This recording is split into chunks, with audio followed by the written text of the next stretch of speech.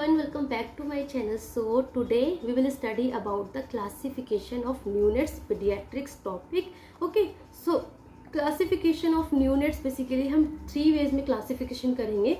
So सबसे पहले neonates कौन से होते हैं ये पता होना चाहिए. न्यूनेट्स किसको बोलते हैं?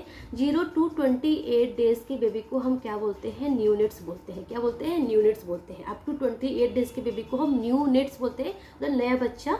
सो ये न्यूनेट्स भी डिवाइडेड होता है further like early neonates and let neonates. Early मतलब कि 0 to 7 डेज के बच्चों को अर्ली न्यूनेट्स बोलते हैं एंड लेट मतलब कि 7 to 28 डेज के बच्चों को लेट न्यूनेट बोलते हैं. उसके बाद न्यूनेट के बाद हमारा इन्फेंट पीरियड आता है. इन्फेंट मतलब कि 28 days to 1 year, that is known as infant. उसके अलावा टोडलर होते हैं 1 to 3 ईयर्स, है ना. प्री स्कूलर होते हैं 3 to 6 ईयर्स. स्कूल एज होता है 6 to 12, है ना. सो ये फिर एडोलेसेंस हो जाता है. सो ये फर्दर क्लासिफिकेशन होती है.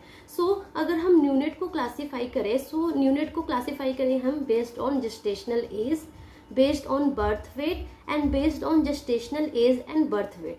यहाँ से like in pre NORCET pre में लाइक सिंपल वन लाइनर में एमसीक्यू डायरेक्टली आ जाते हैं.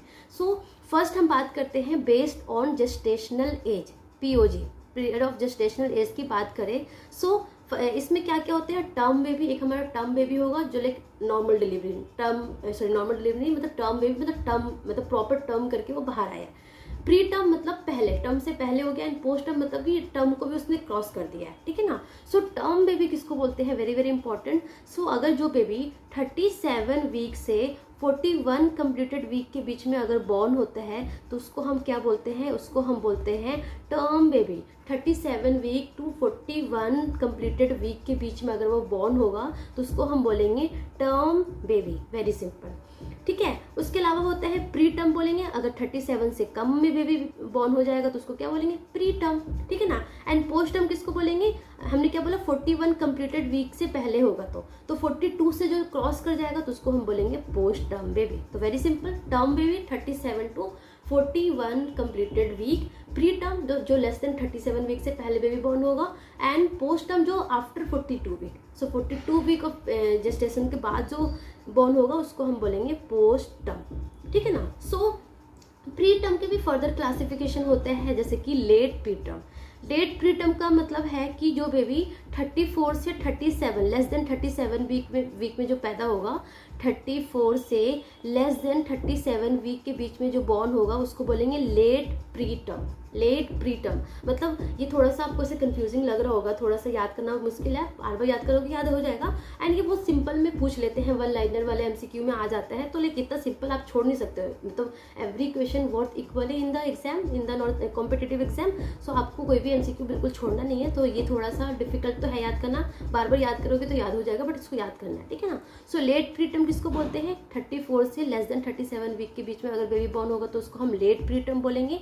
मॉडरेट प्री टर्म मतलब कि 32 से लेस देन 34 वीक के बीच में अगर बॉर्न होगा तो moderate pre term.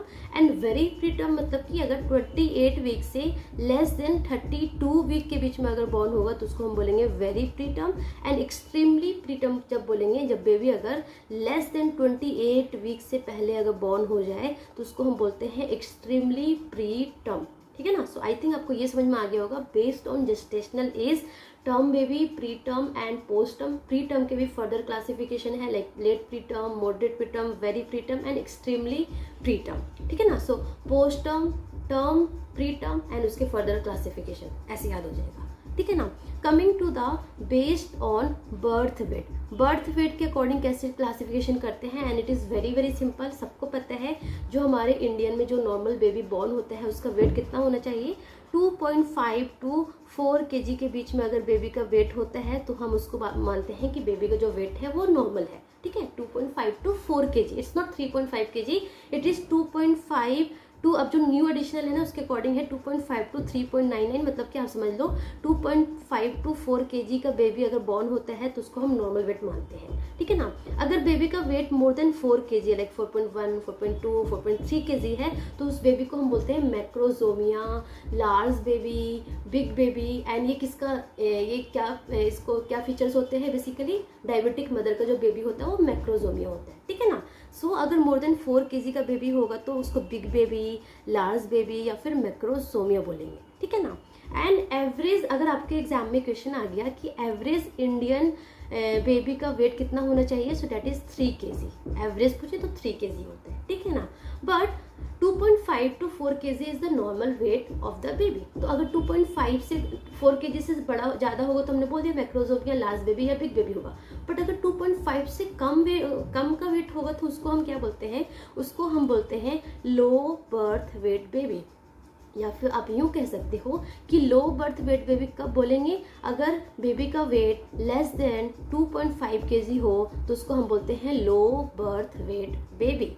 Okay, and very low birth weight baby, मतलब इसमें भी फर्दर क्लासिफिकेशन है। जैसे हमने बेस्ड ऑन जेस्टेशनल एज का हमने फर्दर क्लासिफिकेशन पढ़ा, वैसे ही बेस्ड ऑन बर्थ वेट का भी फर्दर क्लासिफिकेशन है, जैसे कि लो birth weight baby less than 2.5, very low birth weight baby and extremely low birth weight baby, ठीक है ना। सो LBW मतलब कि लो birth weight, low birth wait मतलब कि अगर बेबी का वेट लेस देन 2.5 kg का होगा तो उसको हम बोलते हैं लो बर्थ वेट।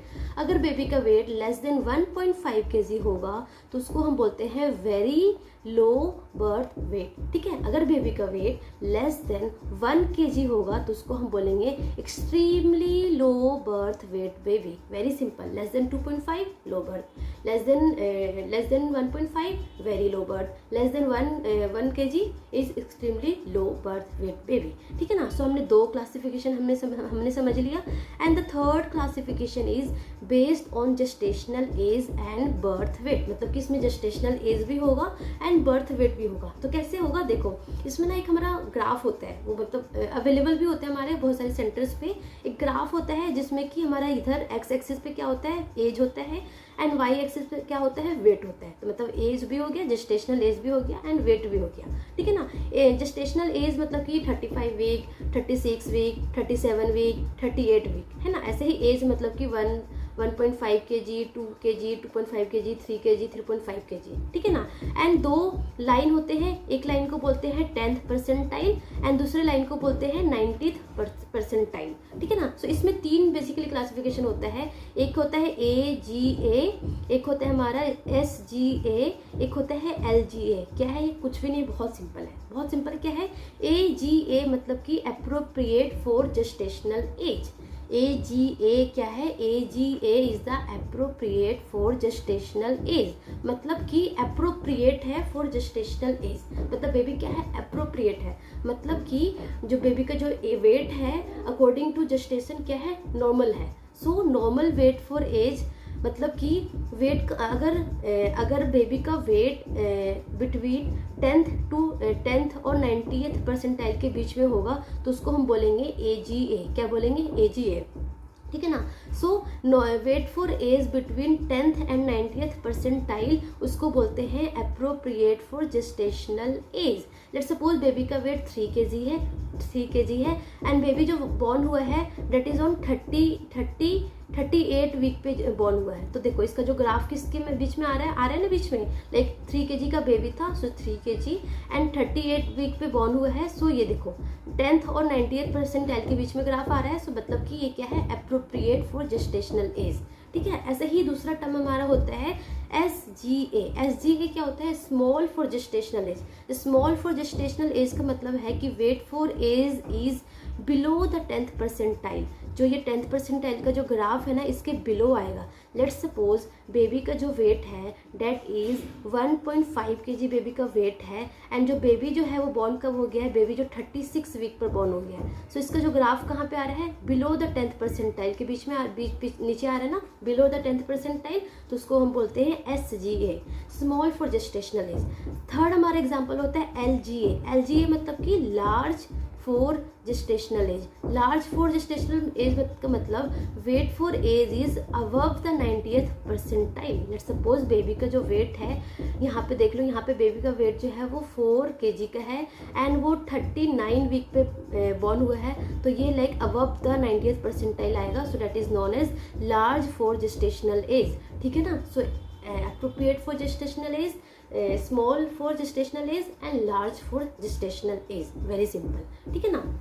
उसके बाद एक और MCQ आता है and this is very simple, एक CHN को भी बोल सकते हो आप, CHN में इंक्लूड करके पूछ लेते हैं इसको कि most common cause of neonatal mortality in India. Very simple, most common cause of neonatal mortality in India. So इसका आंसर है हमारा low birth weight. Low birth weight बोल सकते हो या फिर प्री टर्म बोल सकते हो या फिर pre maturity is the most common cause, like सबसे ज़्यादा। इसके अलावा बहुत सारे ढेरों सारे कॉज है, लाइक निमोनिया हो गया, न्यूनेटल इन्फेक्शन हो गया, कंजेनिटल एबनॉर्मलिटीज़ हो गया, मिजल्स हो गया, ढेरों सारे कॉज है। बट द मोस्ट कॉमन जिसकी वजह से बेबी का डेथ होता है, न्यूनेट का डेथ होता है in India is because of pre maturity, pre term और लो बर्थ वेट बेबी। ठीक है ना, टॉप 3 में यही आ रहे हैं, निमोनिया हो गया और न्यूनेटल इन्फेक्शन।